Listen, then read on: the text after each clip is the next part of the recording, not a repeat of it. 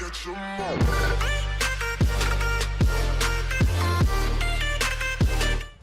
Hey guys, PokeDan here. I think it's fair to say that most of us at one point have wondered what it would be like if Pokemon existed in real life, or if we lived in the Pokemon anime. And you know what? I really don't think it would be so easy. There are a ton of risks that could occur, and in this video you guys join me to talk about the true struggles of being a Pokemon trainer in the anime. If you guys can think of any more struggles that I don't mention in this video, be sure to let me know in the comments, but with all that being said, let's get started with the video. So let's kick it off with arguably the biggest struggle for a trainer, the lack of supplies. I think this is the biggest issue because supplies could be anything. They could be food for you and your Pokemon, clothing, medicine for your Pokemon, battle items and Pokeballs, and so much more. And without any of these, well, a Pokemon trainer wouldn't exactly get very far. In the anime, Ash seems to have most of the supplies that he needs, unless of course the episode's plot involves him needing to find an item. For example, somehow Ash has all these Pokeballs, yet we never know how. I mean, he either found them or bought them, but where does he get all this cash from? Maybe it's his mother who's financially supporting his journey, but one thing for sure that we do know is that Ash seemingly has all the supplies that he needs. I imagine that if we lived in the world of the Pokemon anime, having supplies would be a bit more of a struggle.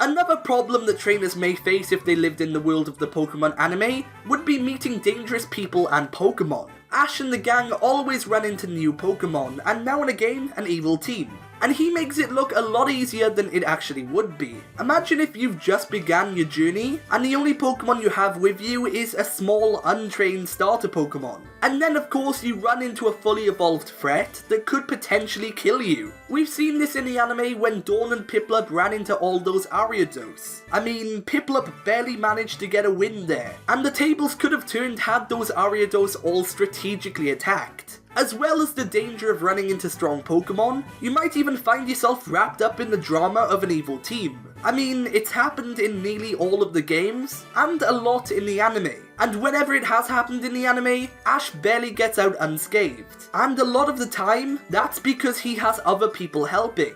If we lived in the world of the Pokemon anime and this had happened to us, we might have no backup, we might have weaker Pokemon than the evil team, and if we lose, what's to stop the evil team from hurting us? This would be a huge problem if the Pokemon anime was real life, and a pretty lethal one too.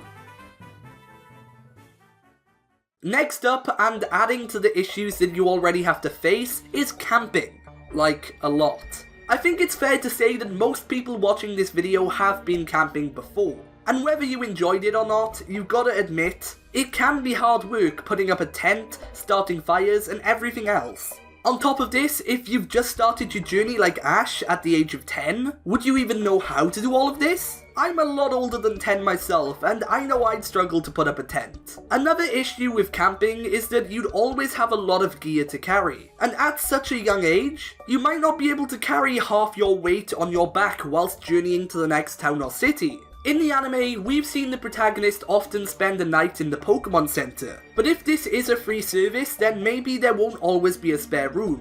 Meaning, you'd have to set up a camp for another night. One more thing about camping that you might not have thought about is that it won't always be warm. Quite often there would be cold nights, and yes, there are ways to overcome this, but it won't always be easy. Another issue with being outside all the time is catching diseases or illnesses. In the anime, we've seen people become ill, and in reality, you might just be a bit more sick. And that just wouldn't be great. So even the simple idea of camping could be deadly. So it's yet another struggle for a trainer.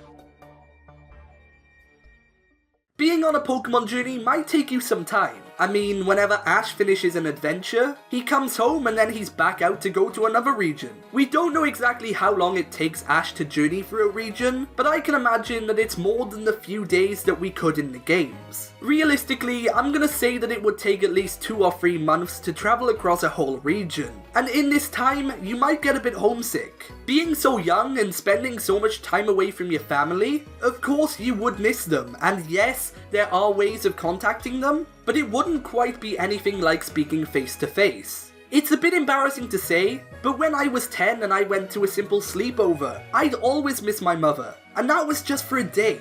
Imagine spending a couple of months away from your family. That would be awful. Well, maybe some people would be okay with this, but I think the majority of us would feel a bit homesick.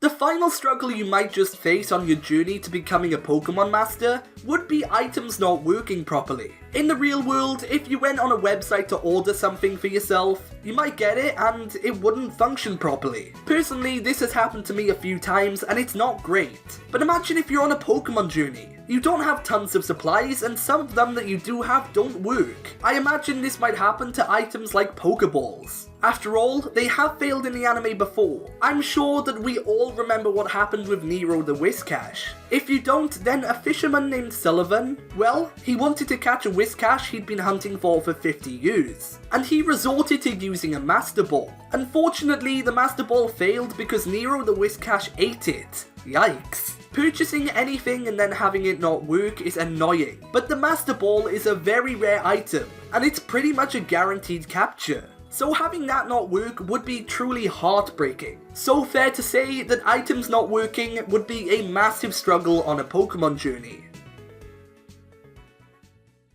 But anyway guys, with all that being said, that pretty much wraps things up for this video. If I can come up with more struggles, I might just make a part 2 in the future, who knows? But if you enjoyed this video, be sure to leave a like and subscribe for more. Also, if you can think of any more struggles, then be sure to let me know down in the comments. But with all that being said, for now, I've been PokeDan, you've been amazing, and I'll see you guys next time.